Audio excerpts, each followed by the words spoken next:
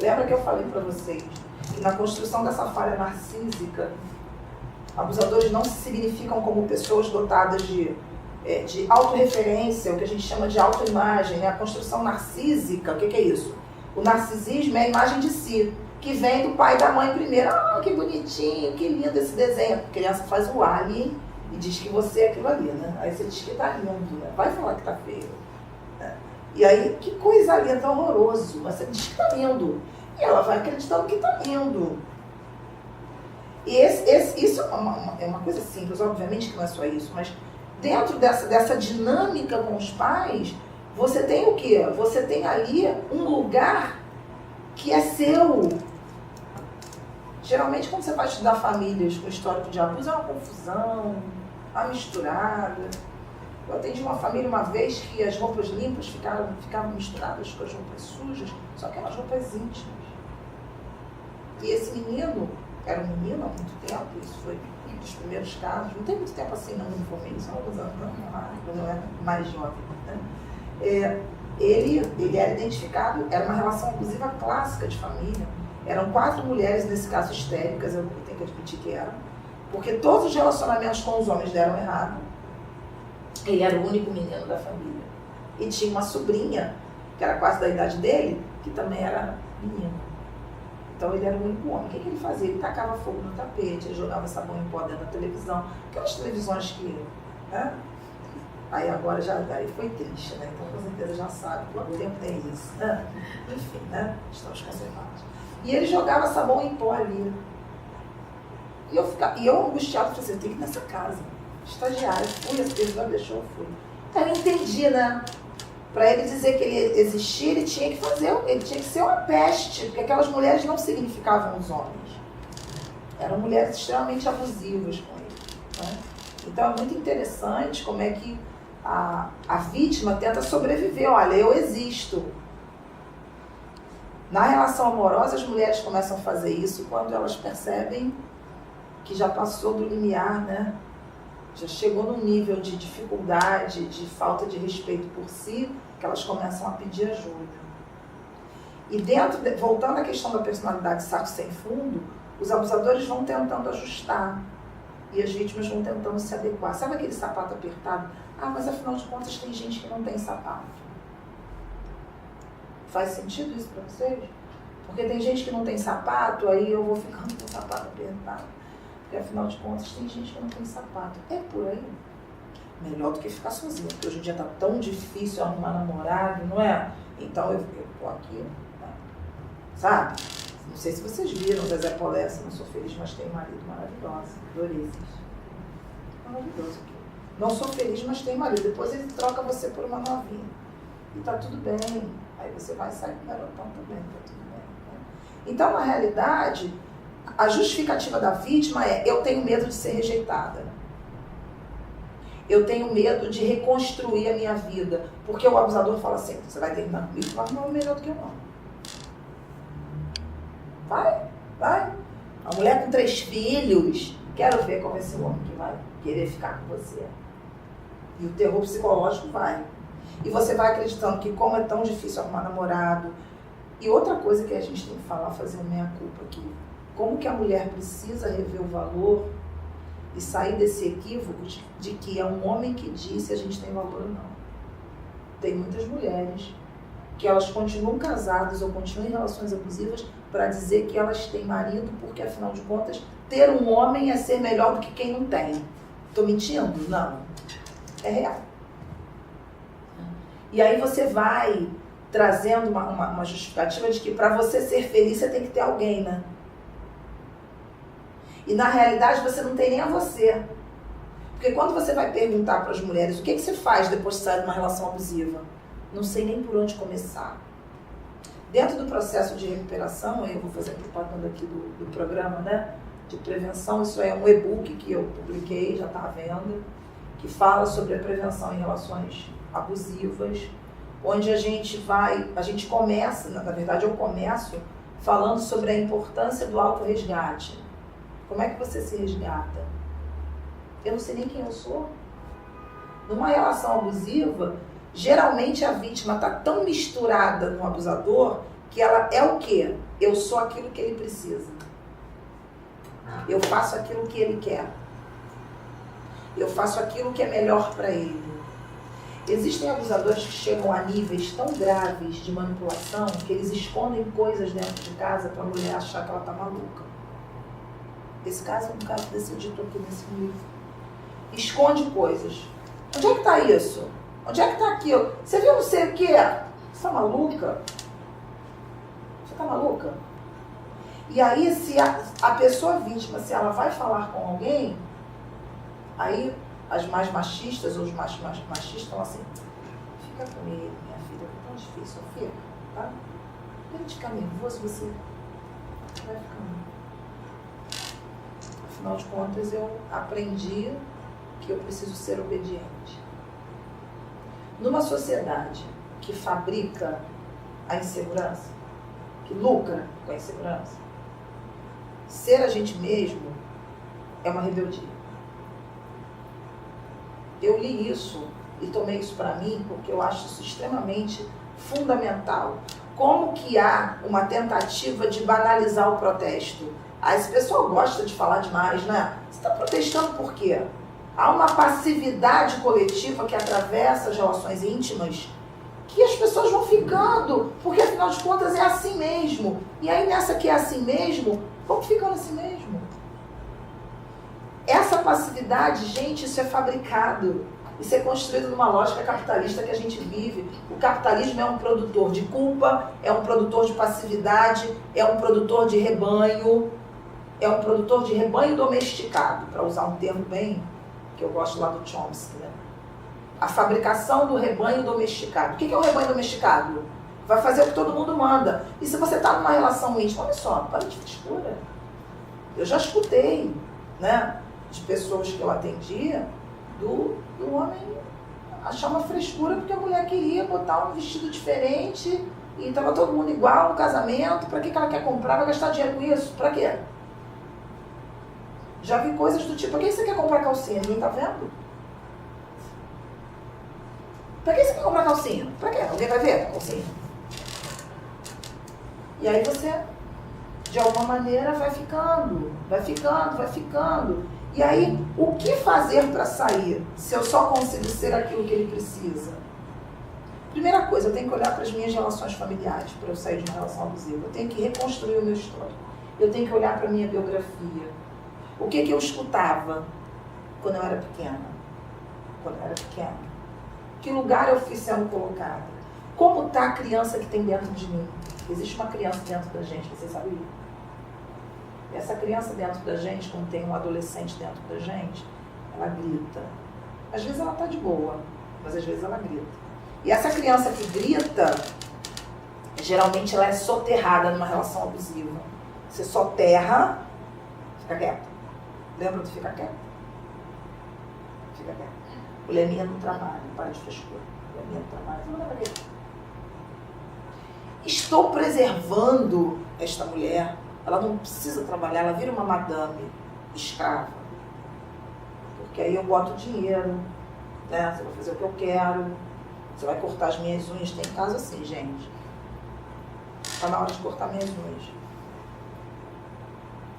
Não estou falando de relacionamento, não estou falando de pessoas que de repente têm um nível cultural, um grau de instrução que não é assim lá no início da instrução. Não estou falando de pessoas às vezes que têm um grau de instrução, né, formadas, bem-sucedidas, que se submetem.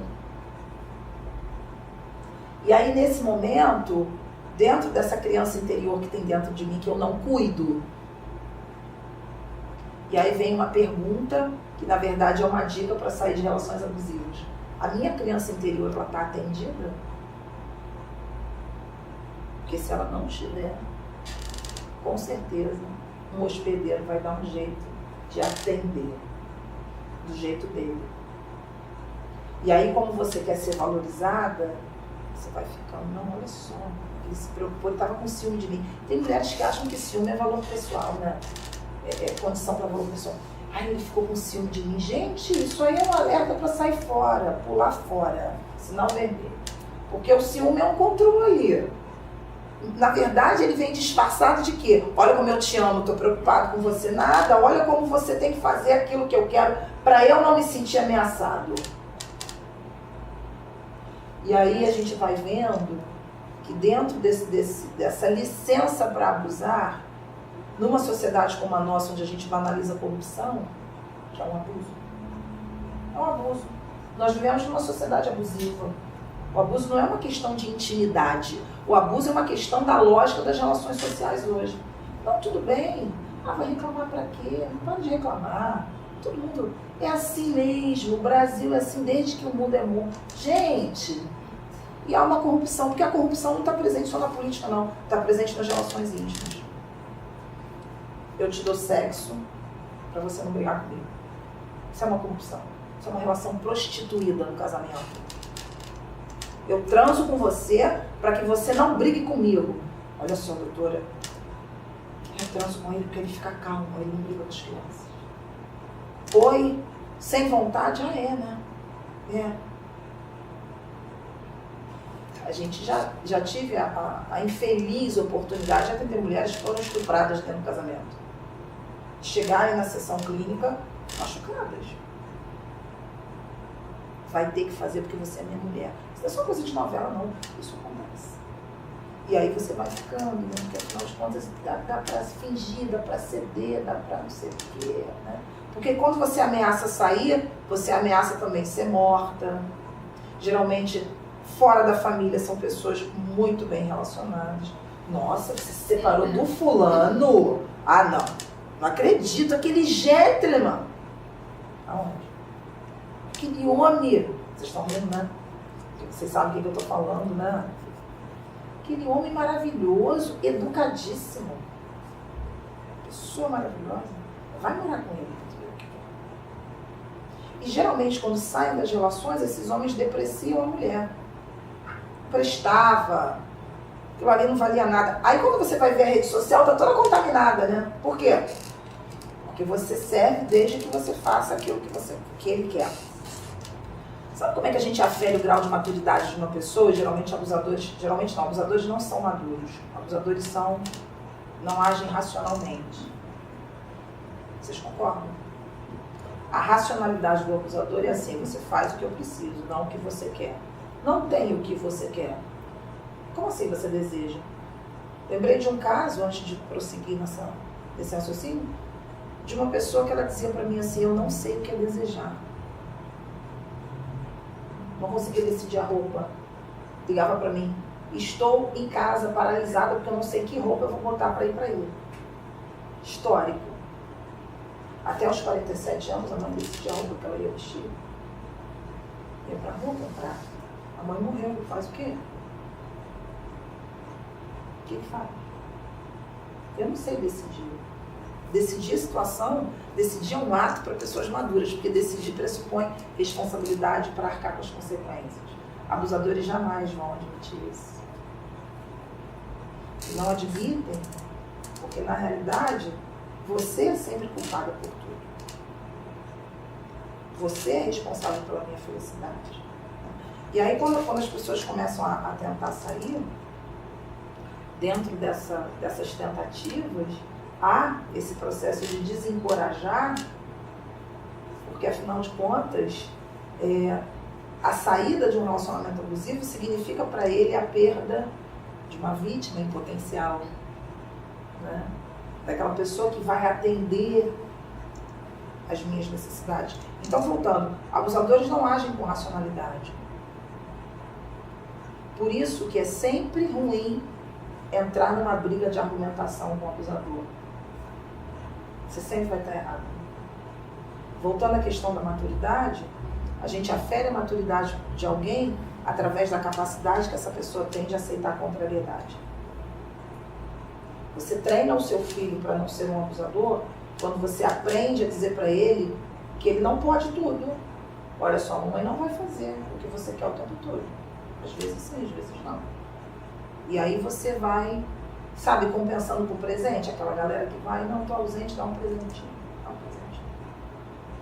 Hoje a gente tem aí a rede social, a mídia mostrando algumas famílias abusadoras, né? Em programas a gente tem visto algumas questões interessantes. que é um tema que precisa ser revisto. Por quê? Porque você vai, sem dúvida, se você entra numa argumentação com uma pessoa dessa, vai se exaurir. A gente discute com quem tem razão? É possível discutir com quem tem razão? Por quê? Tentando convencer, né? Se consome naquilo ali, o outro está assim, mas isso está errado. Então, essa argumentação é uma argumentação que é improdutiva, improfícua, não adianta fazer isso. A questão é o contato zero, é contato zero mesmo. Todo o processo de superação de uma relação abusiva passa pelo resgate psicológico. Eu tenho que sair primeiro dentro de mim, eu tenho que sair daquela relação. Porque não adianta você se separar e ficar pensando no cara, né? Não adianta, porque eles vão apelar para vitimização. Aí quando eles percebem que você está tentando sair, eles viram bonzinhos, né? Eles fazem tudo, jantar, né? Aquele homem maravilhoso em 5 minutos. Aí você volta para a posição que tem a ver com aquela criança que não está atendida. Para receber amor eu me submeto, isso é um problema sério. Gravem isso. Para receber amor eu me submeto. Isso é o atestado para a escravidão. Para receber amor eu me submeto. Receber amor não é facultativo.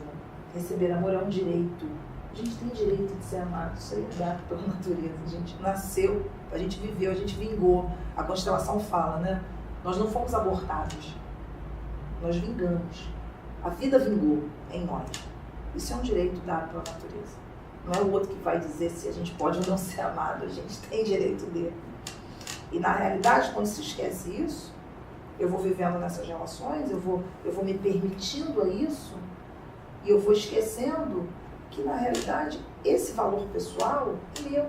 Então, para eu me separar, primeiro eu tenho que me separar psicologicamente. Eu tenho que responder assim para mim. O que eu acho que eu preciso e que eu projeto essa oferta no outro?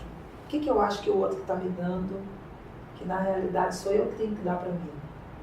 E acredito que se eu sair dessa relação, eu não vou sobreviver.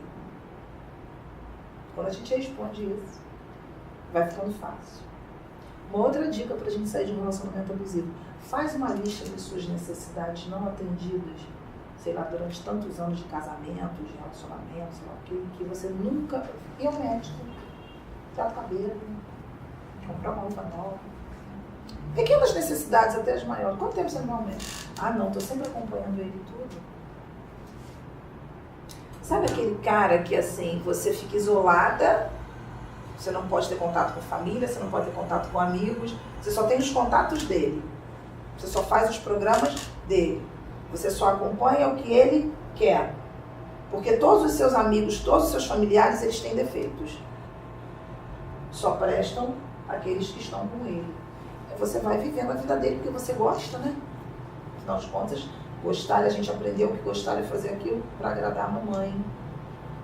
Sabe aquela mãe que fala assim pro filho: você tem que fazer porque eu tô mandando? Extremamente democrática, né? Do que falar assim, não, você vai fazer porque isso é bom para você e pro outro. Isso vai trazer um benefício para você e pro outro. Não tem que fazer o que a gente está mandando, porque a gente não é dona dos nossos filhos. Nunca fomos, nem seremos, não é dono de ninguém. Não é dono nem da gente, se bobear. Não é direito. Então, na realidade, essa ilusão de poder, que está muito presente no abuso, faz com que você se sinta valorizado por uma relação que é coercitiva. E aí eu lembrei do Spinoza, que eu gosto muito de citar, do Spinoza, quando ele diz assim, né? Por que os homens lutam pela servidão como se fosse liberdade? Como a gente briga por um casamento infeliz como se fosse liberdade, né? Sabe galo morto? Aquilo já morreu, você está empurrando, né? Não, mas... E aí eu brigo como se aquilo fosse uma liberdade. Eu tenho que estar aqui. O que eu vou fazer depois disso? Aí eu pergunto para vocês: se eu sair da posição de vítima e sair da posição de algoz, eu vou assumir que posição? Vocês já repararam que as relações abusivas são estratificadas assim? Vítimas e algozes. Só tem essas duas opções de condição humana? São essas. Aliás, essas nem são opções, vamos combinar? Porque isso aí É falta de opção isso, né? Vítima e algoz. Qual é a terceira, a quarta, a quinta?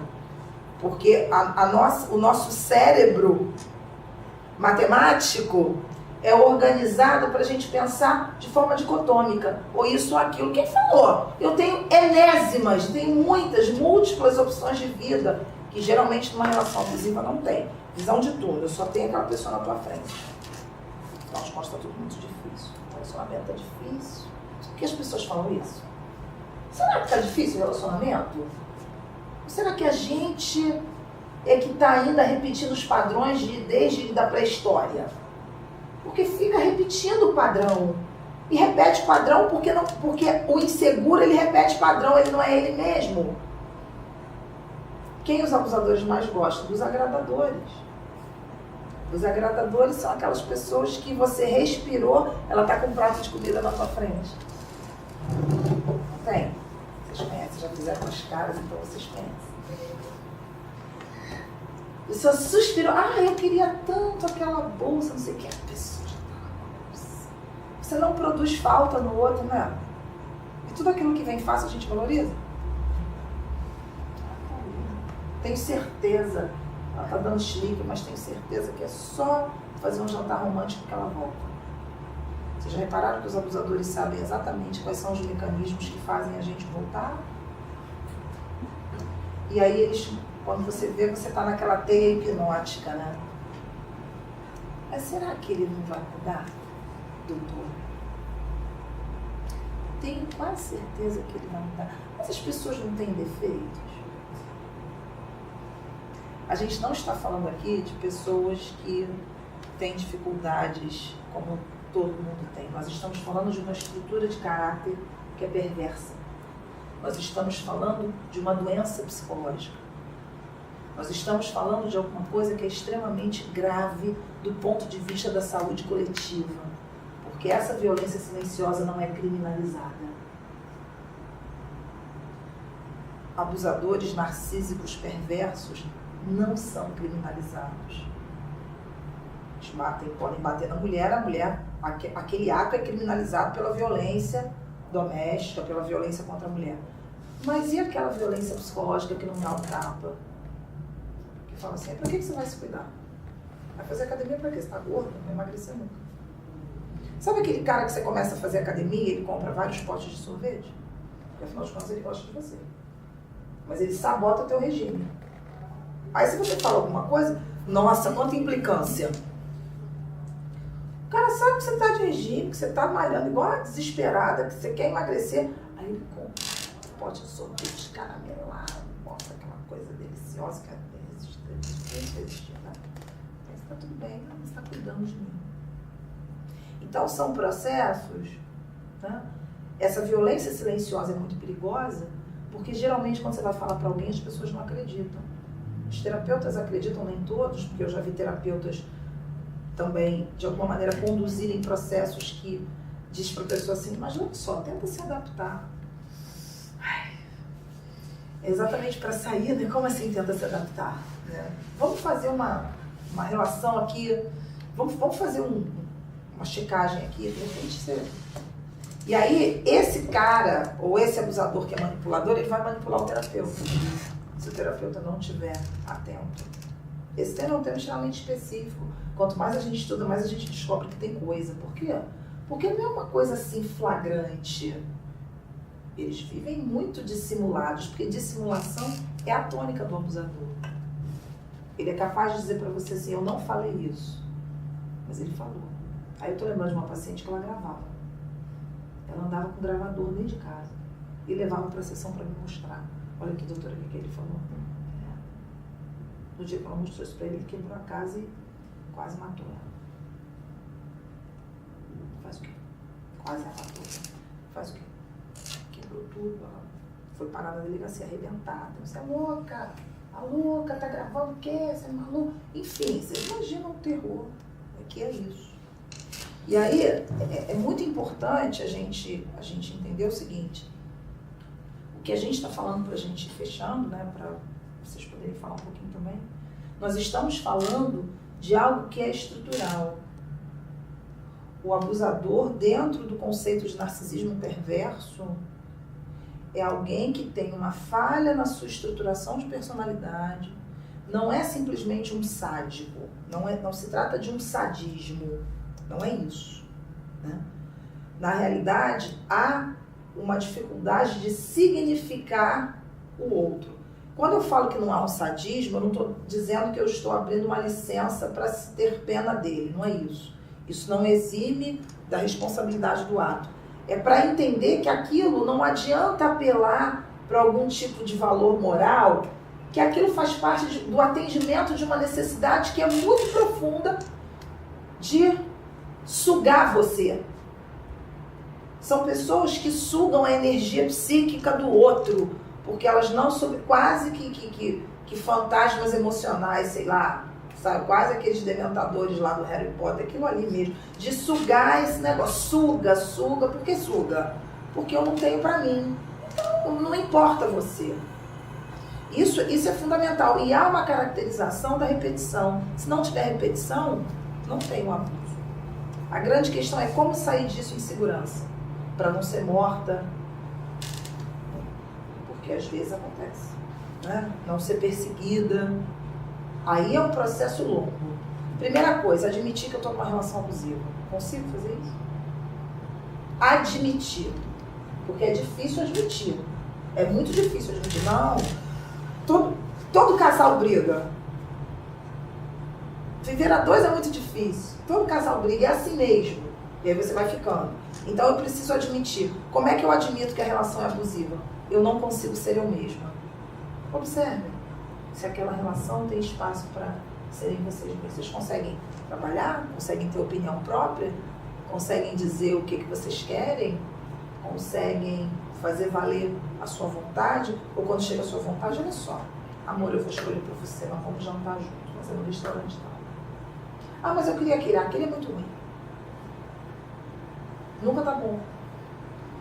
Relações abusivas tiram nossa privacidade, nossa liberdade e a nossa potencialidade subjetiva. O casamento vai muito bem até que a mulher começa a querer estudar. A mulher começa a querer trabalhar. A mulher resolve que vai fazer um curso. Nossa, já não está tão bom. O processo do abusador é um processo de isolamento. Ele isola e vai produzir vários sentimentos na vítima. Medo, culpa, raiva, vergonha. A culpa é o mais perigoso. É a mais perigosa. Porque a produção da culpa na vítima faz com que a vítima fique naquela necessidade de atender. Porque é interminável. Se eu estou culpada, eu vou fazer o que você quer. Vou fazer o que você quer, até que vai chegar um ponto de que não tem mais o espaço do eu e a pessoa se mata. Porque o que é o suicídio? Quando você se mata, há uma identificação total, né? Com aquilo que o outro está projetando em você.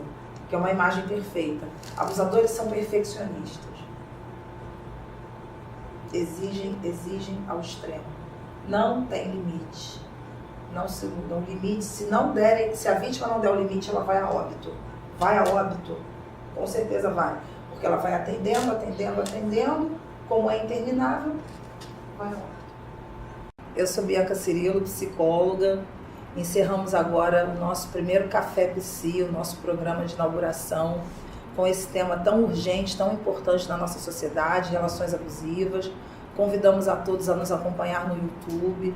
Agradecemos a participação de vocês e com certeza estaremos juntos mais vezes. Até lá!